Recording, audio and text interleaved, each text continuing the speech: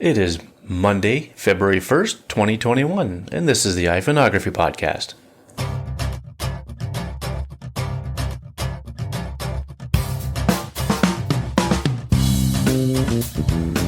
Hello, everyone. Welcome to the show, and my name is Greg McMillan, and I'm joined, as always, by my co-host and good friend, Dave Podner. How you doing, Dave? I'm doing good, Greg. Just shoveling out, but hey, it's February. It's Pittsburgh. It's kind of expected. Are you getting? How are you doing? Are you getting some of that nor'easter? Yeah, we got off easy. We got off with well, okay. Let's put it this way. I didn't have to drive this morning, so I can say we got off ezy. If you were stuck, if you were stuck in some of the traffic this morning because they were calling for we're going to get to the photography. We're just doing a little we always talk about the weather. Exactly. Well, it impacts everything, but yeah, they were saying snowstorms coming in. We're going to get hit. It's going to start Sunday night at midnight and go through Monday, and what happened is it didn't hit we started to get snow, but it was like real slow and slow enough where like the salt trucks get out on Sunday and clean the streets. And generally, well, unless you were in a bad location, it didn't get touched, which there's enough of around here. Sunday didn't impact your travel. Maybe 2-3 inches over an entire day. So it was slow enough where things could melt and get cleaned off and you weren't stuck. And you started to see people say, oh, they were calling for a giant snowstorm and I got nothing. Oh, these guys are idiots. They don't know what they're talking about. And then I started to see some meteorologists say, I said it's starting. And we've been saying the biggest impact is going to be Sunday night into Monday. Yeah. So Sunday night into Monday, we get another probably 3 to 4 inches of snow. Oh, wow. So, yeah. So we're closer to 4.5, 5 inches of snow. But most of it came overnight. So first thing in the morning, you wake up and you're like, yay. Yeah, really. So, yeah. Well, so we haven't been cursed with any of that just yet. So, knock on wood. We didn't get hit like Boston got hit or New York City where they got a half foot to a foot. Yeah. Well, Mark Sadowski up in Massachusetts, he's getting a little bit of it too. So, well, just don't injure yourself if you have to shovel. No, true. In fact, there's a photo I took a little earlier today. There's one street in the town I am in, and whenever they call for anything more than like a dusting of snow, they just shut down the street. Oh yeah. It's an old street. It's a steep hill. It's only like it isn't a very, very long stretch of hill, and there's ways to get around it where you're not stuck if you live up there. But it's steep. It's cobblestone, so they can't, you can't scrape it or plow it. Right. It's steep enough where you would have trouble trying to go up it, and try to even assault it or come down it because it's coming down on a kind of, I don't want to say major road, but a main road through town. So they just put up the sawhorse and say, road's closed. We'll reopen it up when everything melts. But yeah, we're not even touching it. Yeah. Well, we'll get into our topics of discussion this evening. Excuse me. Tonight, we are going to talk about the Samsung Galaxy S21 Ultra and how it compares to the iPhone 12 Pro Max. But first, we're going to talk about some rumors. It was hard to believe that the 12 series iPhones just came out, 2-3 months ago. And and before now, we were hearing rumors of what the next phone is going to be, what it could have in it and all this other stuff. So Dave, why don't you start us off on what you've been hearing? Sure. And to let everyone know, if you think about it, if you're not, let's say you're someone who doesn't keep up on rumors, or, you're like you were saying, they just came out with the new phone. Why are there rumors already? Yeah. The thing to remember is Apple is, and this is, if you're an old time Apple person, if you remember Apple before the iPhone, to think of Apple as the mass market manufacturer, that's kind of weird. Before iPhone, and really before iPod, but even iPod, they were on their own little island there by themselves. But if you were talking about computers, Apple was one of many. For phones, they're still one of many, but Apple is such a large boom with the phone. And they have to, I mean, if you look at Apple's financial results, what they just came out with, and they had revenue of over $100 billion in the last quarter and profit of $23 billion in the last quarter. That's crazy. And it is. And they have to sell millions upon tens of millions of phones. And you can't have it where, oh yeah, it's the first weekend and we're sold out. So basically for the 2021 phones, which are going to be out in September, which means that the software, if you want to write software to support any new hardware features, like last year was with the LiDAR sensor, that has to be kind of baked in, ready to go and solid by the time you get to WWDC in June. That means your decision has to be pretty much made now or real close to now to have a go, no go.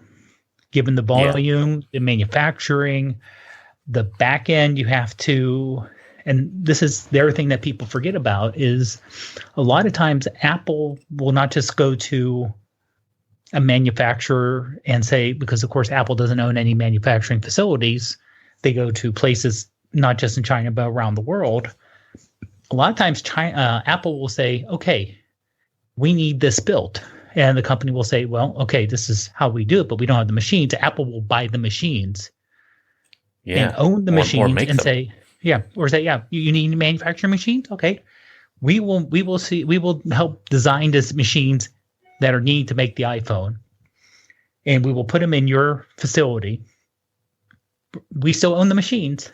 That's where Apple can get around and kind of control the market a lot of times, because manufacturers are like, okay, we would make this for anyone else, but Apple has this locked in because they want so many, and there's only so much manufacturing facility out there.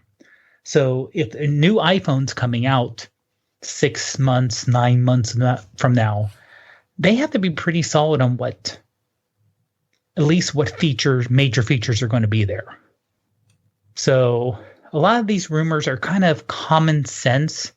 If you figure that the 2020 iPhones were the brand new retro slab design, the iPhone 4 and 4S inspired, or 5 in design, the slab design versus the more rounded pebble feel to the sides. Yeah. And they only had 1 year with that. So in order to recoup cost, in order to, because like I said, it's expensive. And even though Apple makes a huge amount of profit, you still need to make something for more than 1 year to recoup the manufacturing, the design, the research development, all the other costs that go along with it. So my guess is you're not going to see a major case redesign. And that's kind of what you see out there in the buzz. So, if you like what the iPhone 12s look like, I got good news. The iPhone, whatever we're going to call it, will probably look the same and probably be the same 4 sizes. So you're going to have a mini, you're going to have a non-Pro 6.1, a Pro 6.1, and then the Gigunda one, the Max. Yeah. So, and you know what? That seems to work pretty good in my mind. Because in the past, it was kind of hard to explain, oh, by the way, there's a bigger phone, but it's cheaper when you had the 10 and the 10R, but the 10R was bigger, but because it was an LCD, it was a cheaper one. Yeah, and the body wasn't as, well built and all that.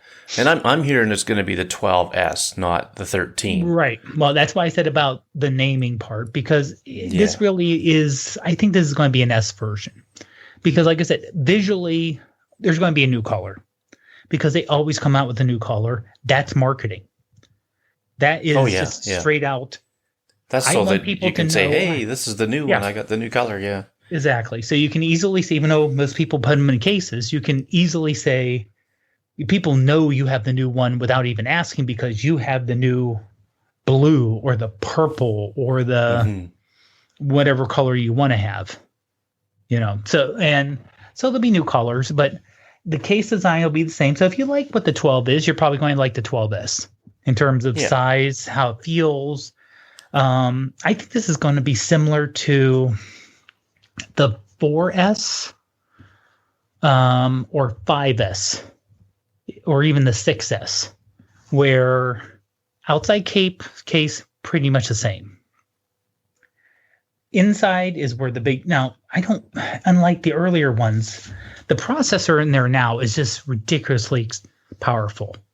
So it's going to be more powerful because that's what Apple does. It's like for 10 years, they've been making their own silicon and now they're making it for PCs. It's going to be more powerful. It's going to be better on power. It's kind of like saying, we're going to have something that's faster than last year. Yeah, obviously. I mean, it's kind of baked in. So, but the question is it going to make a difference? Are you going to be able to notice the difference between a 12 and a 12S side by side? Probably not, because most people can't notice the difference between a 12 and an 11. They're pretty close. They're pretty close in speed. So I really, it's more of like I have a 10. Ruth has a 7S or a 7. I'm sorry, a 7, 7 Max, and really we don't notice the speed difference. That's where having an exceptionally overpowered machine comes into help is 4 or 5 years down the road when you have an older phone and it still works great. Yeah. You can still get all the updates and you can, the software still works and security updates are all there. So that's in terms of the camera. Now, when I mean camera, I mean the whole camera system. Mm-hmm.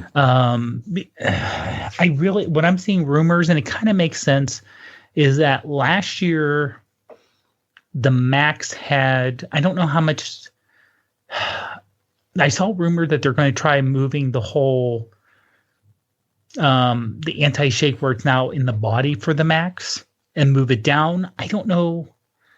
That to me is an engineering size issue.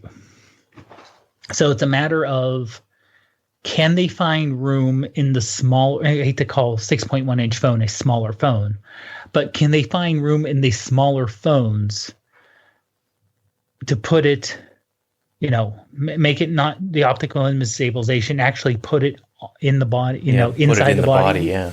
I mean, it's not that much bigger, but these phones, when they do the Terra part, you see these things are packed to the gills.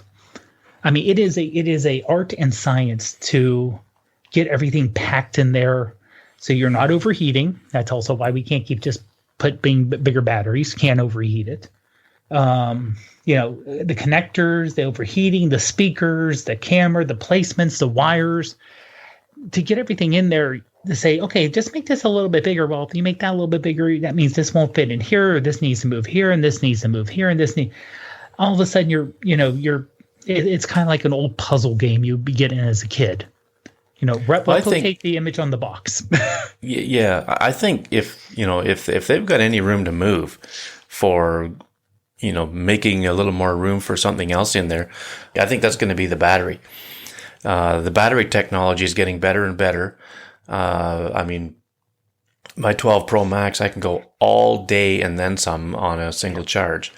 And I think if they decide to put in-body stabilization in all their models next year, my money would be on the fact that that's where the only place they can sacrifice anything is in the battery. Because, unless the chipset can get a little smaller too, but again, we'll see. Yeah. Are you hearing anything? That's manufacturing and everything else too. Yeah. Are you hearing anything about the cameras, like any camera tech that might be coming up? Honestly, the one thing I can see, like I said, I can see where. Well, I'm seeing the one thing about the ultra wide being upgraded. Oh yeah. Not so. I think right now it's a 5-element lens, maybe going up to a 6. Oh, okay. And maybe the sensors that are now on the Pro and the Pro Max going down. So, it's literally what was top of the line last year is now going to be mainstream this year. Yeah. And that maybe that you know what, this is one thing I'm questioning, whether LiDAR, I could see LiDAR going now across the board. That's a possibility, but a lot of that is not necessarily with the 6.1 non-pro. That won't be a problem, but going with the 5.4 inch to make sure there's room for everything again. With the mini, yeah. The mini, and I don't think they want. They may just try to keep that as a budget phone, to keep it, keep it small, keep it affordable, and it's just going to have less features. So, I mean, who knows? And their problem is, the thing is, if you try to move the LiDAR across the board, then you need to introduce something new for the Pro for the 6.1 to say, why am I paying $200 more for the 6.1 Pro versus the regular 6.1? Because I think a lot of it's now there's extra RAM. Well, you have that extra camera too. Yeah, the extra camera. Yeah, right. Having the zoom camera and having the LiDAR. Yeah. Well, if you get rid of the LiDAR, then you're just talking the zoom and the extra RAM. But you still want, if you want Pro to be Pro, the other rumor, and this was a rumor from last year, is the 120 megahertz display refresh. So making that only on the Pro. That way you could say, well, we're democratizing augmented reality and making it where the camera will be better because I know I've heard people say, when I've used the camera with the LiDAR, it works better in low light for focusing because of the LiDAR. So I could see pushing that down, but then saying, well, it's still Pro because it's the only one with the, and this is something I've heard from Rene Ritchie, is that unlike other manufacturers where they make their screen 120, but it's only 120. So, but there are times you don't need 120 megahertz. If you're reading a web page, you do not need that much refresh rate. If you're watching video, yes. If you're playing a game, yes. Well, it would be adaptive, wouldn't it? That's the thing. The other they can do that on the iPad Pro. They make it adaptive. Yeah. Current OLED cannot be adaptive. So they just can't so you can either crank it all the way up to 120 and leave it there, which in that case, goodbye battery life. Unless Apple does its battery magic, or they have to somehow get another piece of hardware or a new display technology, which just for the 120 adaptive display. So it can be like the iPad where if you're watching video on it, yes, it's 120, but if you're, playing a very slow-paced game or you're looking Twitter, Facebook, Instagram, you're just looking at things that aren't changing that often, it'll go down and therefore save you battery life. Yeah. Where, like especially the iPad Pros, the big ones, those things are so big and the battery inside is so massive. You really can be you don't have to be aggressive with pulling down your speed because you have that massive battery. Yeah. Even the big iPhones, big batteries, but not as big. Plus you have to worry about overheating. Most people, I would say there are edge cases. Most people do not take, especially the big iPads, out and about. No. Where it's hot. Where, I know some people do, especially let's say work or, a lot of people would use it for work and leave it out there and use it as their tablet and be connected up. But more people do that to their phones where, you're going to the beach, you're just going outside and it's hot. You don't have to be in a tropical location to be in a hot area. There are places where, let's say, you're out on a hike somewhere, but you're in the sun without much shade. Well, you may have a hat on, you got sunscreen on, hopefully, but your phone may not. Or you have your phone in a black case because you like the look of it, or maybe, I think the Moment cases are black, right? I got a blue one. Or dark. Yeah, okay. There's the new ones, the thin case that came out, it comes in a couple of different colors. Okay. Well, let's say you have a black case. Well, that's going to increase the heat of your phone. So if you're out, for sure. if you're out, you're in an area where it's warm anyway, or you're in the sun, you got a case, you may have it in your pocket. That battery can overheat. And when the battery overheats, the phone will shut down for its own good. It'll override you and say, no, you're not being used because explosion. Mm-hmm. Yeah. Which could happen.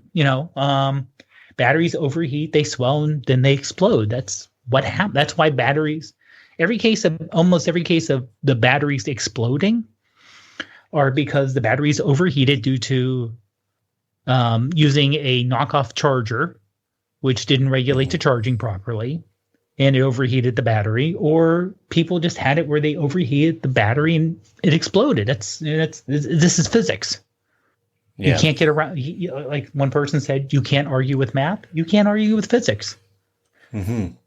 Do you think they'll be going to USB-C? Or honestly, is it still too soon? Probably too soon. Actually, the rumor I saw was no ports. I think I saw something like that too. So I don't, especially like I said, I don't see them making case changes and tooling changes this year. No, and that's sheerly economic. So to change the USB-C, you're talking not only internal hardware, you're talking a tooling change, you're talking people complaining, even though the port has not changed in a while. This isn't like 2 years ago. It's been a while, but the 5S, I think. No, the 5. 5 was the first one to have the Lightning port. Yeah. They went to Lightning from the 30 pin. Mm-hmm. Which it was a good, it's old. So, and honestly, I think Apple would love to get rid of ports. Well, probably, yeah. And you figure with, with your 12, you have that giant magnetic charger on the back there. Mm-hmm. So, and I've seen people do some really nice mounts using those magnets. Yeah. Not for charging, just saying, instead of having this, squeeze type tension where you're squeezing it into a holder to take photos. So just boom, giant magnet, boom. Yeah, nice Moment has a nice tripod mount. Yeah, so magnetic. I can definitely see, not this year, maybe not even 2022. Depends if they go 2 or 3 years between case redesigns. But 2023, I could see Apple saying, because of blah, blah, blah, blah, blah, blah, blah, blah, blah, whatever. And they may even make a version. So they're not going to get rid of it completely. But if they say, and we're offering the iPhone Ultra 15, or call it something, you can call it whatever. Well, I remember when the 10 came out, the 8 and the 10 came out at the same time. Mm-hmm. And the 10, new hardware, new screen, Face ID, but the 8 had the same internals. Yeah, different pretty much, same internals. So the camera was the same, the processor was the same, the RAM was the same. It had Touch ID, it had the old design, but internally it was the exact same thing, including the rear cameras. In fact, I think the front camera is the same, except that the 10 having the depth camera for the Face ID. So I could see them doing something where it's like, this is the iPhone Ultra, no ports, all wireless, everything. And this is why we're doing it. And they won't mention because we're going to save tons of money. And they have courage. They have the courage to do it. Courage. Yes, it's like courage. You'll use that term. Courage. We're like, no, that's not courage. But it sounds like there's, some somewhat interesting things that could be on the horizon. I mean, this is all speculation, of course. Right. And of course, let me also say, if you're in the market for a new phone, if you can't live with your current phone for either camera reasons or whatever, this is not the year to hold off. Last year would be the year to hold off. Yes. Last year there were, with the LiDAR, with the new shapes, the different sizes, if you could hold off 3-4 months, If you got around to July and said, I really kind of need a new phone, but I can live with it. I can squeak it off for another 3-4 months and I'll get a new one. Last year was definitely, yeah, please squeak it off. There's going to be major changes and it may be worth it to hold off. This year, honestly, I would say if you need a new phone, I mean, up until obviously if you can get all the way to August and you need a new phone, I would say hold off for that month. Yeah. Because even if you're not going to get the new phone, the price for the old one drops. But, it's going to be a September like everything else. You figure the supply chain issues from last year have already been put into the process, so they won't have any issues. And of course, this is like you said, it's early for the leaks to come out because right now it's a matter of when the people come out with their leaks, they're not actually getting leaks from the factory floor. They're getting the leaks from the factories which are going to supply the factory the supply floor. chain. Yeah. Right. So we're talking 2-3 steps away. So I mean, last year with the 11 Pro, the 11 Pro to the 12 Pro, it wasn't like if you had an 11 Pro, you didn't really need to get the 12 Pro because the jump wasn't that much bigger.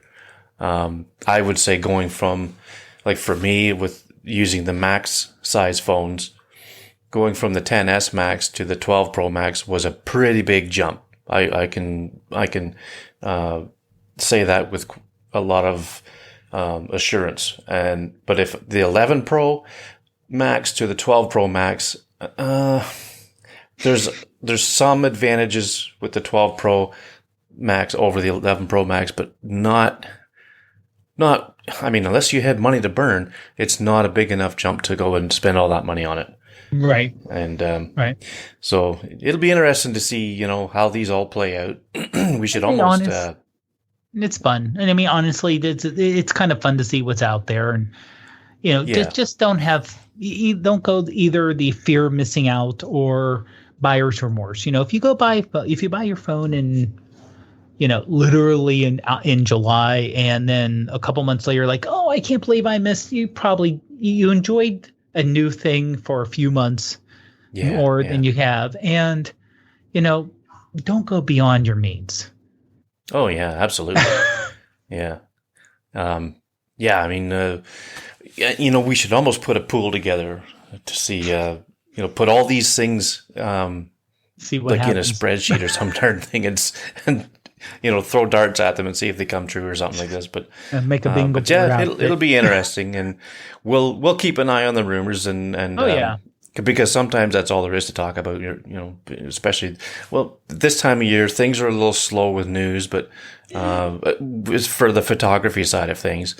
But when it comes to gear and whatnot, but we'll keep an eye on them and bring you stuff that we hear as we hear it, and just see where it goes. But so now we'll shift gears here, and we'll talk a little bit about the Samsung Galaxy S21 Ultra and how it fares against the iPhone 12 Pro Max. Now, there's been some YouTubers putting out videos comparing the two, and there's been, I would say, a little mix in who likes what. Of course, it's subjective. For me, the biggest, not for me, but I mean, to me, the biggest difference between the two is whether you like the Android side of things or the iOS side of things. That is a very, very significant factor in which one you like better in choosing. But for me personally, the cameras are the big deal, right? That's the big thing. And what I've been seeing in these YouTube reviews and comparisons of the two, the ones I like the best are the blind comparisons where they show photos from both cameras, like both phones, the iPhone 12 Pro Max on one side of the screen and the S21 Ultra on the other side of the screen. And you got to see if you can guess which one is which. And I got to tell you, with some of these comparisons I'm seeing, it is hard to tell. Samsung, in days of old, they used to really boost the contrast and saturation of the images that come out of their cameras for whatever reason. The iPhone has always been more producing like a true to life image, and letting you decide what to do with it. That's just kind of how I've seen things. So with the S21 Ultra, and this could go down to like the notes and the other models that they've brought out in the recent past, but all the emphasis has been on the S21 Ultra, and what they've been doing is kind of toning down that high saturation and high contrast.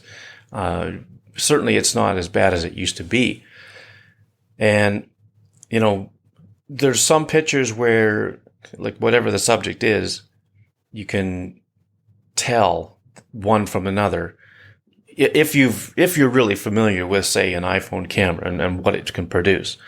But for, say, someone who doesn't really look closely, like I'm a printer by trade, so when I say printer, I mean I run an offset press, a printing press, print magazines, things like that. So I've had to pay close attention to color, contrast, all that sort of stuff. It's been my job for over 30 years. So these things really stand out to me. And when I look at pictures from an iPhone versus the S21 Ultra, because sometimes I can't really tell the difference, that tells me that Samsung has really gone to school and learned how to produce a camera that is going to try to really compete with the iPhone. Because I think over the years, the iPhone has been the better camera. Some will argue that the Pixel is the best camera. But again, I think it's subjective. So, there's a lot of differences in the specs in these two cameras, or these two phones. The iPhone, as we know, has 12 megapixel cameras. All three of them are 12 megapixel. The main camera, the primary camera, is a f1.6 in the 12 Pro Max.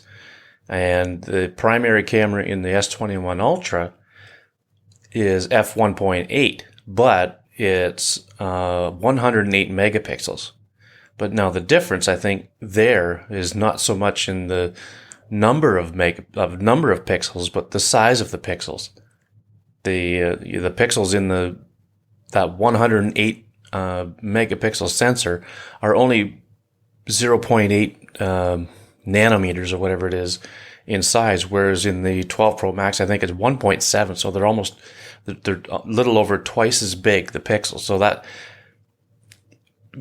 allows them to gather more light and get maybe even better detail. I don't know, but excuse me.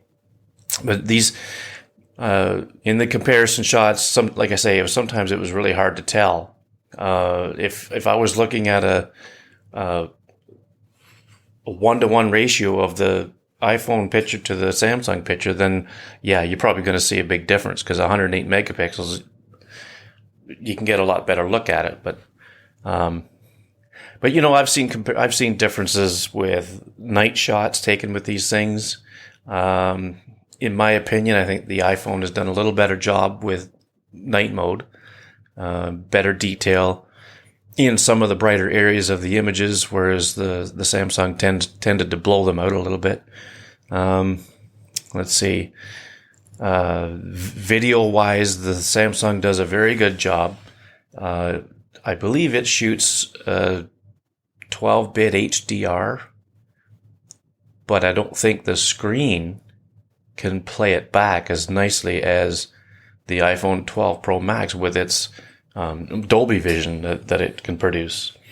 So, and a lot of this stuff I'm just going off by memory, because, like I said, I've watched a few videos over the last little while about these things, and I'm not going to be able to remember everything, but just to kind of give you an idea of the differences between the two. which, apparently aren't much now, really. But so the Samsung, it has an ultra wide, just like the iPhone. It's excuse me, it's 10 megapixel, I think. I can look that up. Yes, it's a 12 megapixel, just like the iPhone. But it's f2.2, whereas the iPhone is 2.4. So you'd think that it would be a little better there. The S21 Ultra, it has two telephoto cameras. One's a 10 megapixel, and the other one's a 3x and both 10x. They're both 10 megapixel. One's 3x and the other one's 10x. Yeah. But with when you mean X, you mean optical. Just to be clear, there. Yes. Because the 108 megapixel sensor can give you what they call space zoom, which is 100 times, but that's digital. And I would not even think about taking a picture with that because it would be so grainy or pixelated or whatever. But, then you go to the front cameras, and on the iPhone, it's the 12 megapixel f2.2, and on the S21 Ultra, it's a 40 megapixel f2.2. So again, bigger sensor, but smaller pixels because they have to pack them in there somehow. So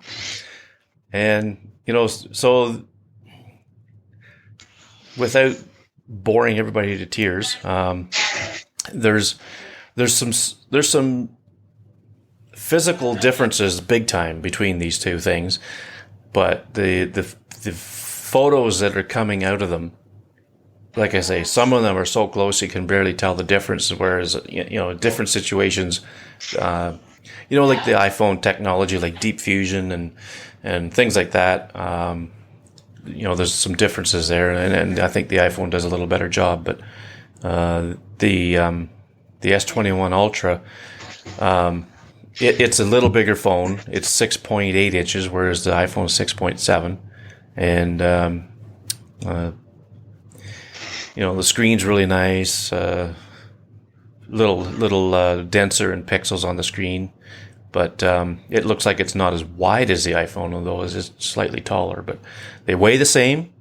To me, the S21 Ultra is a little clunkier with the camera array. It's a great big rectangular box on the back of it, and I don't know. It's I just thought it was worth mentioning that they are really close. I never thought that the Samsungs could come close to the iPhone, in previous years, but boy, oh boy, they are getting better. And I think, I'm sure Apple's going to be watching them to see what they do, but they better, pay close attention because they're coming a long way. Oh yeah, and honestly, looking at some of the photos, and I'm looking at the review from Tom's Guide, which has a nice slider feature where you can compare the iPhone 12 Max and the S21 with the same photo, just kind of sliding across. And a lot of it's just preference for photos. Do you prefer this look versus, and it's not a matter of do you prefer, like you said a few years ago, where Samsungs were overblown because that's how they pushed it. When you have, because honestly, they were understanding their market. Their market was people who didn't want iPhones or couldn't get iPhones for whatever reason. And there was 30 different Android phones out there of all different shapes and sizes and manufacturers. And most people were like, okay, I've heard of Samsung, so I haven't heard of it's available for you, not us, I think, or Xiaomi or, another phone. Or, oh, wait a minute, I think I've heard of that. Oh, I know Samsung. I've heard of Samsung, so I trust them because I heard of them. But it helps to stand out by having that overly bright screen, just like with TVs. It's like overly bright, overly vibrant, but you notice it. And now it's the point of, I don't think Samsung needs to do that anymore. They don't have to, because right now with a lot of people with Android phones, it's kind of narrowed down in terms of the different manufacturers because a lot of them just kind of dropped out because there's not a lot of money in phones anymore if you're not Apple. And a little bit for Samsung, but I think Samsung makes more money making components and screens for other manufacturers than they do their own phones. Yeah. Oh, and I should mention too that the S21 Ultra is $100 more on the base price than the iPhone 12 Pro Max, and they're all the same capacities, 128, 256, and 512. Yeah, and then last year's, there's no expandability for the storage, where in the past, Samsung honestly made fun of iPhone users back when, it's like, oh, you guys can't switch out your battery. Ha, ha, ha. I can do that. Well, all of a sudden you couldn't do that. Oh, you're out of space on your iPhone. I can just add an SD card and add a micro SD and I have more space. Ha, ha, stupid. I was like, oh, yeah, we can't do it. Oh, you stupid iPhone people. And this is only a few months ago. You don't have a charger with your phone when you buy it. Ha, oh, yeah, we don't either. Because the Samsung doesn't come with a brick. Yeah, it's just. And they were making fun of Apple with it. They put a whole pile of stuff on Twitter about, they were really riding Apple about not having the charger in the box, and they since had to take all that stuff down when they decided to do the same thing. Yeah, which then to top things off, they put a tweet on there about the latest event coming up to introduce the S21 Ultra, and it said where it was posted from, Twitter for iPhone. Yeah. So I mean, Samsung. That's also Samsung. Yeah. That's also the Samsung is almost a throwback to an older corporation.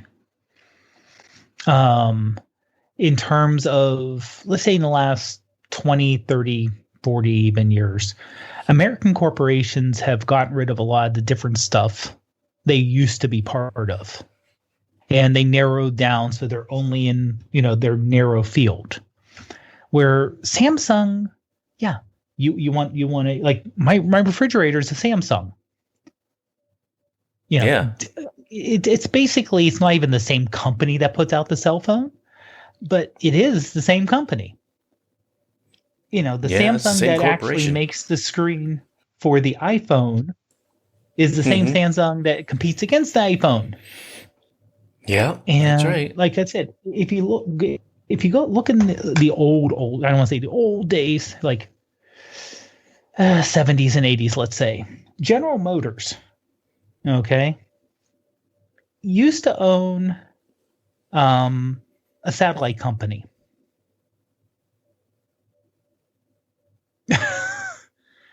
GM. Okay. Yeah. Yeah. That was spun off and sold off and made to its own corporation. It's back when corporations were, before everything kind of got slimmed down, spun off, and they're a little more focused. But Ford had.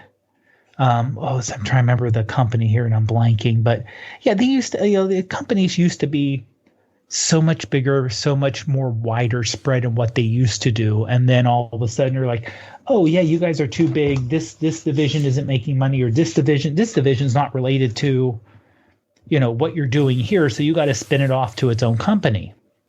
Yeah. And that happened, but Samsung hasn't done that because honestly, in Korea, and this is just, I hate to say reality, but Korea is not physically big. Where Samsung is that big, Hyundai is that big, where, they don't have another competitor that you can go against and say, well, you have a competitor, so we got to spin off, this part of the company that isn't part of what you were doing. Where they are that big. Like I said, Samsung, there was a division of Samsung that made automobiles. I think they still do. So they Yeah. are truly a mammoth conglomerate of a company. To give another example real quick before going completely off the deep end, General Electric. The same General Electric same General Electric makes your light bulbs, makes appliances, makes jet engines, and owned NBC. Yeah, that's kind of crazy, isn't it? You know, Everything from light bulbs to a major media company. exactly. Yeah. Yeah. So, I mean, they were, companies were that big, but then it's like, oh, yeah, well, why are we in this business? Oh, we're going to spin this off. Oh, why are we in this business? We're going to spin this off, and we're going to focus here, move here. But Samsung is literally that large and that diverse. So they can throw out, but the part of the problem is when you get to that big, that diverse, a lot of times where Apple, everything runs under Tim. And I think Tim runs a pretty good ship. When you're that big as Samsung, you can't have one person with that much control over everything with the amount of products you have. No. So that's how you get. The guy making stoves shouldn't be the one in charge of making the phones. No. And the same thing with the company. When Samsung puts something out, it's probably not even an internal Samsung person. Is probably a PR firm they're using. So the PR firm or the marketing arm may not know product development down the road. So they're making fun of Apple because of Apple's decisions, but product development may even be looking at these ads and thinking, we're going to come out in 3 months and we're going to not copy, but we're going to do what Apple's doing now. Why are we shouldn't be making fun of them. It's going to blow up in our faces. But one side doesn't know what their side's doing. Yeah. Well, speaking of product development, it really actually makes me happy to see Samsung getting closer and closer in quality compared to Apple, not just in the device, but in the photography, like in the cameras. It's making they're making a really good case to for people to decide to try to make a decision on which one they want to get now. Some people don't care whether it's Android or iOS. Some people have that preference, but for those who don't care and are just looking for a really good camera, then they're gonna, they very well could go with the Samsung. And I used to poo-poo Android. I'm not a fan of it. I'll say that. But I appreciate it for what it is because, it gives a lot of people a lot of choices. But, I like Apple. I like the iOS because of its security and things like that. And I don't need it to know every single thing about me to help me get me through my day. I really do appreciate the privacy. But I appreciate what Samsung's doing. Even, if somebody copies somebody else, whatever. I mean, they could fight it out in court. I don't care what they do with it. But as long as the products are really good and the competition is really, really high, that to me makes it a better space to be involved in. And it's going to be fun to see, how the S21 Ultra sells. I mean, the iPhone 12s are selling. They sold really good. They've had to change production to make nothing but the Pros because that the demand was there, and that $111 billion revenue that Apple reported in Q1 is mostly due to the iPhone 12. So, it's a popular selling phone. They don't I wish they would put out numbers of how many units they sold, but no, they don't do that anymore. And I don't know if Samsung ever does that with theirs either, but, it's fun to watch this all evolve now, and it'll be fun to see where it goes from here. But, I think that about covers the, comparisons for now. we got something on the horizon that we won't talk about just yet, but we got something on the horizon about the S21 Ultra we're going to talk about in a little more detail, and that's all I'll say about that. So, well, I guess we'll call it a night, and we'll just let everybody know where they can find you, Dave. Yep. You can find me on Twitter and Instagram as Prof Pod. And if you're part of the Tiny Shutter Facebook group, you can find me posting there with, it looks like for a whole bunch of snow pictures coming up in the next few bit. But oh, yeah. you know, you have to shoot what's around you. Yeah, that's right. Yeah, and you can, I should mention this before I sign off here. Recently, we've been talking about the photo competition for resilience, and it's through the nationaldigitalartists.org website. There will be a link in the show notes, and it's to benefit Mary Walker, who lost her home to a fire last March. She lives on the West Coast. And the competition was supposed to close February 1st, but it's been extended to February 15th, 2021. So if you want to enter that contest, listen to our last episode where we talked about competitions and things like that. And, go to the website, have a look at it. And, if you think you might have an image that would fit the theme, go ahead and enter it and see what happens. I think there's some pretty good prizes. I forget what they are now, but Mary and I, we were online today, and she is making a video of me and her talking about my entry into the competition. And she's doing this with some other people as well. And I believe they're going to be on YouTube, and I think it's supposed to be ready tomorrow. So keep an eye on the Tiny Shutter Facebook group, the Artful IPhoneography community on MeWe. I will post links there and also on my Twitter. You can get me at Twitter at @Macmillan_photo.